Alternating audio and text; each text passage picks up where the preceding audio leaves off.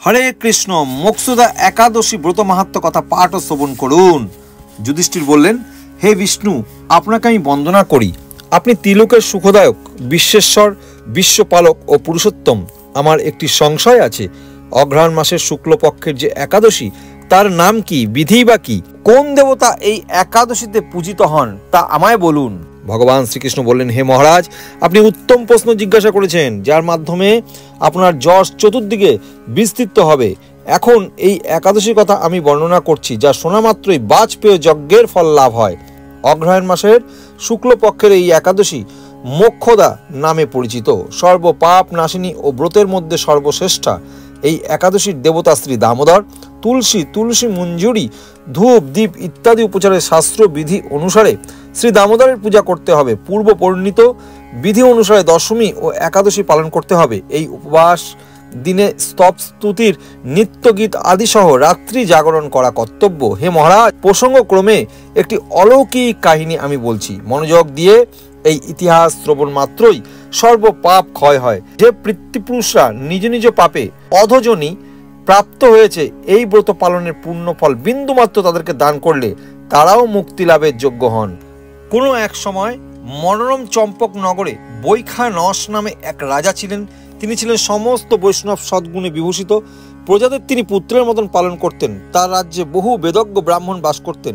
রাজ্যের সকলেই ছিল বেশ সমৃদ্ধশালী। একবার রাজা স্বপ্নে দেখলেন যে তার পিতা নরকে পতিত হয়েছে। তা দেখে তিনি অত্যন্ত বিস্মিত হলেন। পরদিন ব্রাহ্মণদের ডেকে বলতে লাগলেন, হে ব্রাহ্মণগণ, গত রাত্রির স্বপ্নে নরক যাতনায় পিতাকে কষ্ট পেতে দেখে আমার হৃদয় বিদীর্ণ হয়েছে।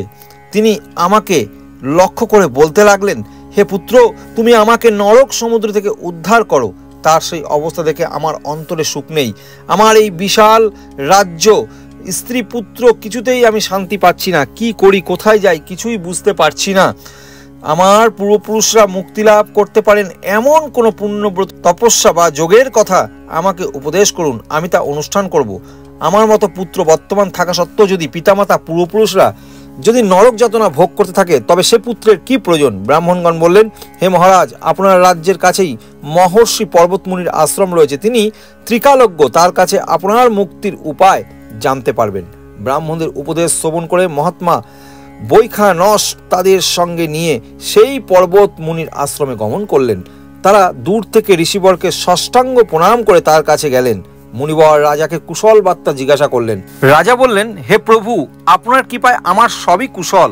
তবে আমি একদিন স্বপ্নযোগে পিতার নরক যন্ত্রণা ও কাতর আর্তনাদ শুনে অত্যন্ত দুঃখিত ও চিন্তাগ্রস্ত হয়েছি। হে ঋষিবর, কোন পুণ্যের ফলে তিনি সেই দুর্দশা থেকে মুক্তি পাবেন, তার উপায় জানতেই আপনার শরণাগত হয়েছি। রাজার কথা শুনে পর্বত মুনি কিছুক্ষণ ধ্যানস্থ হয়ে বললেন, হে মহারাজ, পূর্বজন্মে তোমার পিতা অত্যন্ত কামাচারী হওয়ায় তার এরকম অধোগতি লাভ হয়েছে। এখন এই পাপ থেকে মুক্তির উপায় বর্ণনা করছি। অঘ্রাণ মাসের শুক্লপক্ষের মোক্ষদা একাদশী পালন করে সেই পুণ্য ফল পিতাকে প্রদান করো। সেই পুণ্য প্রভাবে তোমার পিতার মুক্তি লাভ হবে। মুনির কথা শোনার পর রাজা নিজ গৃহে ফিরে গেলেন। সেই পবিত্র তিথির আবির্ভাবে তিনি স্ত্রী পুত্রাদি সহ যথাবিধি মোক্ষদা একাদশী ব্রত পালন করলেন। ব্রতের পুণ্যফল পিতার উদ্দেশ্যে প্রদান করলেন। ওই পুণ্যফল দানের সঙ্গে সঙ্গে আকাশ থেকে পুষ্পবৃষ্টি হতে লাগলো। হে পুত্র, তোমার মঙ্গল হোক। এই বলতে বলতে বৈখানস রাজার পিতা নরক থেকে মুক্ত হয়ে স্বর্গে গমন করলেন। হে মহারাজ যুধিষ্ঠির, যে ব্যক্তি এই মঙ্গলদায়িনী মোক্ষদা একাদশী ব্রত পালন করে, তার সমস্ত পাপ বিনষ্ট হয় এবং মৃত্যুর পর মুক্তি লাভ করে। এই ব্রতের পূর্ণ সংখ্যা আমিও জানি না। চিন্তামণির মতন এই ব্রতটি আমার অত্যন্ত প্রিয়। এই ব্রত কথা যিনি পাঠ করেন এবং যিনি শ্রবণ করেন, উভয়ই বাজপেয় যজ্ঞের ফল প্রাপ্ত হন। হরে কৃষ্ণ।